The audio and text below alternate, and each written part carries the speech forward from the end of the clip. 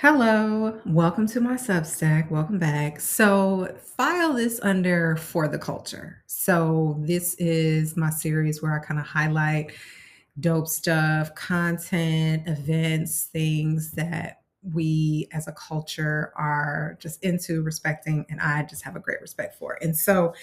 But I'm also going to intertwine this with the topic that I wanted to highlight about the art of storytelling, which is very much braided into the work that I do as a communications consultant. And so I wanted to, within the frame of the art of storytelling, uplift and highlight a recent Netflix series called Forever. So the genius of this series speaks to me on so many levels, from the directing to the writing to the excellent casting, but just the way they tell a story that I have been hungry for and been talking about to whoever would hear me around Black teen love stories. Like, I write short stories.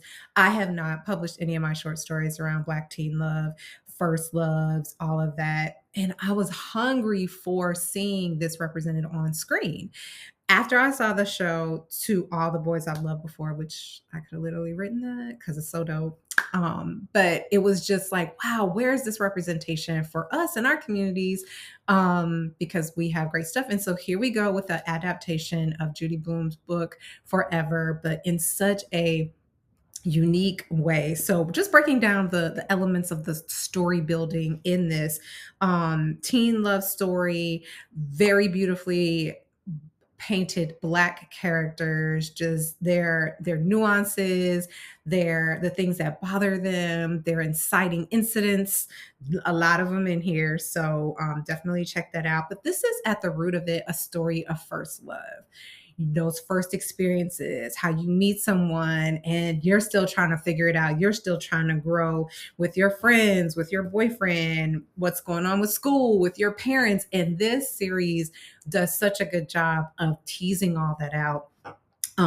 Another thing that I love about good storytelling and what is when cities or places are used as a significant backdrop. And this city, the two places that the main character, the boy and the girl who love each other, Keisha and Keisha and Justin, their different ways of how they're living and existing in these different cities is I love it. It's a part of the experience. The boy Justin's vulnerability, emotions, his weirdness, the way they are portrayed in the show. I'm trying to remember when I've seen this before. It was so poignant, so beautiful, the way he expressed himself, the way he was letting himself like a girl. And we see this, the story being told, their courtship, how he's just going after her and pursuing her. But then also we see her pursuing him, because in a teenage love story, there's always going to be some drama back and forth. I hate you, I love you, I block you, I don't. So I love the weirdness that came through with his character. The girl, Keisha, shout out to that name, because that's a name that I just remember growing up and knowing a lot of Keisha. So that was a beautiful. She was mature. She was unafraid to love.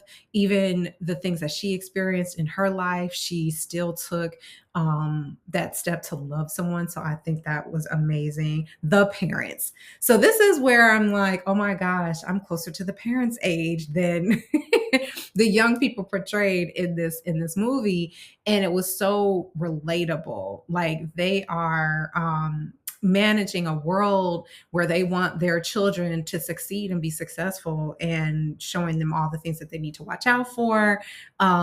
And with the introduction of social media on that, so great storytelling there. The mom, Justin's mom and dad, super cool. She's a helicopter mom. She's smart. He has this engaged, cool dad who I'm gonna say was pressure, but he's from Chicago, the actor. So of course I'm gonna shout that out. The only thing where I was interested in kind of the way that music was interspersed or put through this show.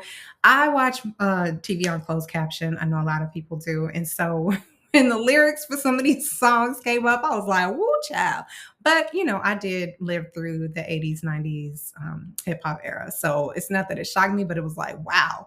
But it totally fit the movie, right? And so appreciate that bit to help put a layer on the storytelling for this piece. The dialogue throughout, the way that Justin and Keisha talk to each other, the way their parents talk to each other, it was just so authentic. It like jumped off the screen. It just reminded me of like what how we talk in real life. So I thought that was so authentic and wonderful. And then just a really bold adaptation of a classic that has a different level of representation and shows how stories can transcend time, transcend cultural barriers, but then still be rooted in culture, right? So for me, growing up in little in the 80s, being a big reader, I loved Judy Blume. I love Beverly Clearly. I love the Babysitter's books, Nancy Drew. So when I see really good adaptations based on source material that was so nostalgic, hearts all around. So I would love to know what you thought if you looked at Forever. I didn't do any spoilers or describe any scenes, but there's so much beauty throughout. This piece. And for me, it was at the root of it, the story of first love and how first love can be interpreted from the different points of view, the boy's point of view versus the girl's point of view. And then the incorporation of technology. Yikes. And how when people are dating and even when they're young, the importance of video, the importance of connecting and making a connection both in person, but using text or using blocking to give a message. So, this was such a good series and well done. And I do hope we get another season. But in the meantime, I will likely be rewatching this because it gives all the feels and it's just such a great piece of storytelling. So, with that, let me know what you think. Check it out. Get at me on the socials and let me know what you think. But this is something that was definitely for the culture. All right. See you next time, guys. Take care.